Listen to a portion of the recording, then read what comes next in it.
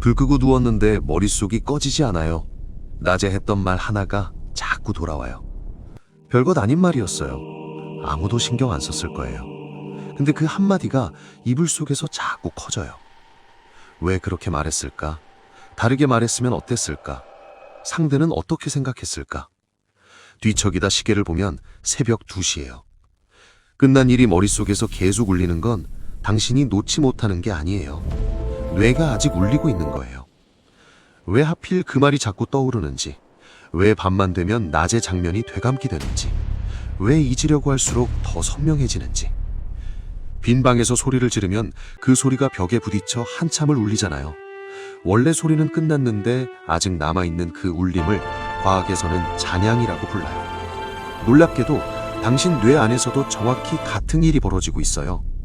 오늘은 당신 머릿속에 잔향 이야기를 해볼게요. 오프닝에서 이야기한 그 현상, 물리학의 잔향부터 시작해 볼게요.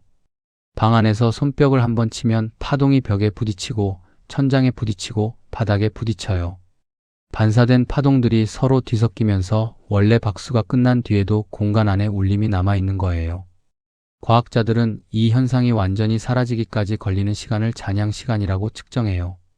큰 방일수록 벽이 딱딱할수록 더 오래 지속돼요. 1895년 하버드 대학에 막 완공된 포구미술관 강의실에서 이상한 일이 벌어졌어요. 교수가 한마디를 하면 그 말이 5.5초 동안 사라지지 않았어요. 다음 문장을 말해도 이전 문장이 아직 공간을 채우고 있었거든요. 5.5초면 교수가 그 사이에 12개에서 15개의 단어를 더 말하는 시간이에요. 앞 문장과 뒤 문장이 포개져서 아무것도 알아들을 수 없는 강의실이었어요. 대학은 이 문제를 물리학과에 넘겼는데 아무도 맞지 않던 이 과제가 27살 조교수 월리스 사비네의 책상에 도착했어요. 사비네는 오르간 파이프 하나와 스톱워치 그리고 자기 귀만 가지고 매일 밤 텅 빈 강의실에 들어갔어요. 소리를 내고 사라질 때까지 걸리는 시간을 재고 다시 내고 다시 재고 수천 번을 반복했어요. 다른 강의실에서도 같은 실험을 했고 마침내 놀라운 걸 알아냈어요. 사람 한 명이 방 안에 앉으면 울림이 줄어드는데 그 효과가 쿠션 6개를 까는 것과 같았거든요. 인간의 몸 자체가 소리를 흡수한다는 거예요.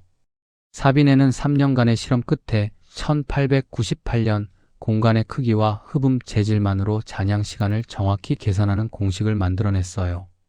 이 공식은 130년이 지난 지금도 전 세계 모든 콘서트홀과 녹음실 설계의 기초로 쓰이고 있어요. 27살에 아무도 안 하려던 문제를 맡은 청년이 건축음향학이라는 학문 자체를 창시한 거예요. 잔향이 길다는 건 공간이 넓고 반사할 벽이 많다는 뜻이에요. 포구미술관은 반원형의 돔 천장이었거든요. 파동이 부딪힐 곳이 너무 많았어요. 이 구조 어딘가 익숙하지 않나요? 당신 안에도 벽이 있거든요. 그 벽 이야기를 하려면 2001년으로 가야 해요. 워싱턴대 신경과학자 마커스 라이클 교수가 이상한 걸 발견했어요. 뇌를 촬영하는데 참가자가 아무것도 안 하고 가만히 있을 때 오히려 활발하게 돌아가는 영역이 있었거든요. 수학 문제를 풀거나 집중할 때는 조용해지는 부분이요. 처음에 동료들은 잡음이라고 했어요. 기계 오류일 거라고. 라이클 교수는 달랐어요. 이게 오류가 아니라 발견이라고 확신했어요. 뇌의 무게는 체중의 2%밖에 안 되는데 전체 에너지의 20%를 써요. 카페에 10명이 앉아 있다면 그중 한두 사람의 에너지를 혼자 가져가는 셈이에요. 놀라운 건 집중해서 어려운 문제를 풀 때와 멍하니 아무것도 안 할 때 에너지 차이가 5%도 안 된다는 거예요.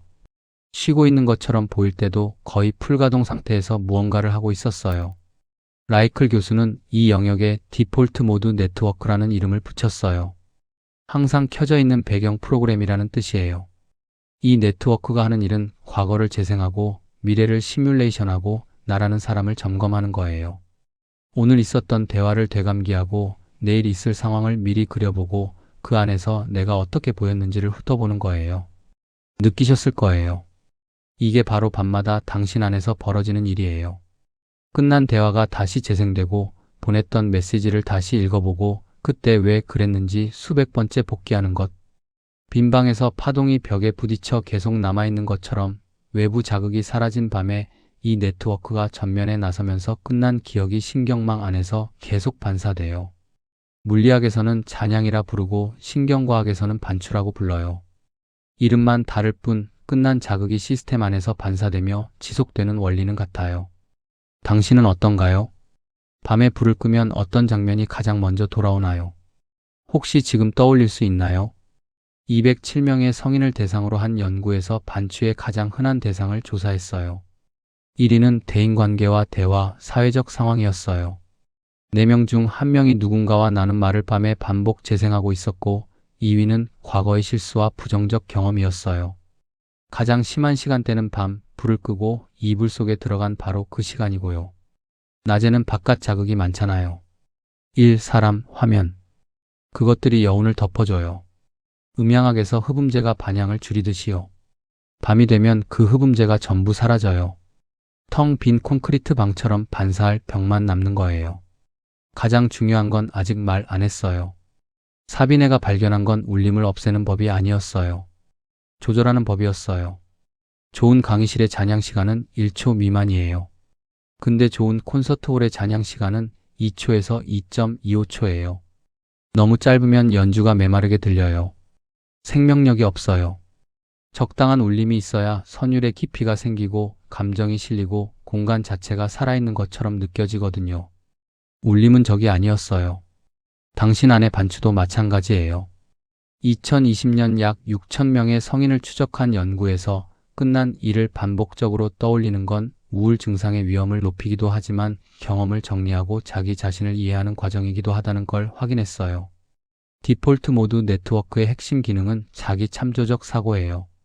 쉽게 말하면 내가 한 말을 되돌아보고 내가 느낀 감정을 정리하고 나라는 사람이 누구인지를 확인하는 작업이에요.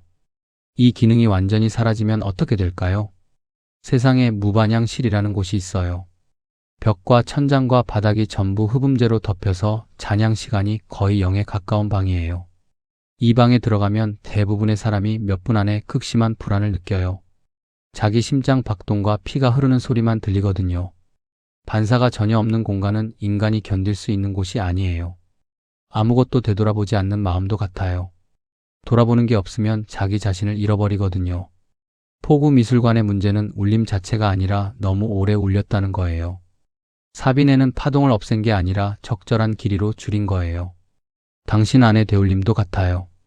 문제는 반복되는 것 자체가 아니에요. 끝나지 않는 것처럼 느껴지는 거예요. 물리학의 잔향은 반드시 줄어들어요. 에너지가 반사될 때마다 조금씩 흡수되니까요. 당신의 반추도 마찬가지예요.